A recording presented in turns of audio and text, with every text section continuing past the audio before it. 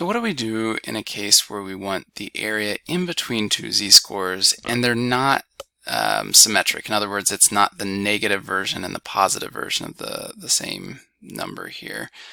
So we want 0.02 would be just a hair to the right of the mean there, just a hair to the right of z equals 0, all the way up to 2.69. So it's this chunk right here. So we can see it's certainly less than 50% of the data, but how do we get a more precise read on how much data there is there? Well, this is a two-part question. First, we're going to go all the way from negative infinity up to 2.69. That'll give us the portion that's entirely to the left of 2.69, and that's too much, right? We only want the portion in between 0.02 and 2.69.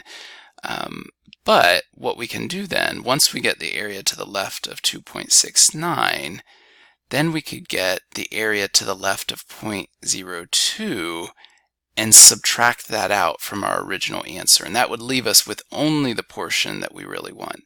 So if we look up first, again, I'm using the positive because we're on the right side of the standard normal distribution here. If I look up that 2.69, 2.69 is my final column here. So 99.64% of the data would be to the left of that 2.69. I'm just going to type that up here to save it, 99.64.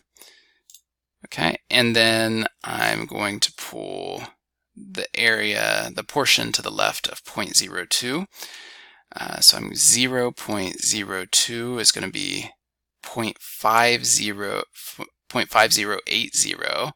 So I would be subtracting that from this original number.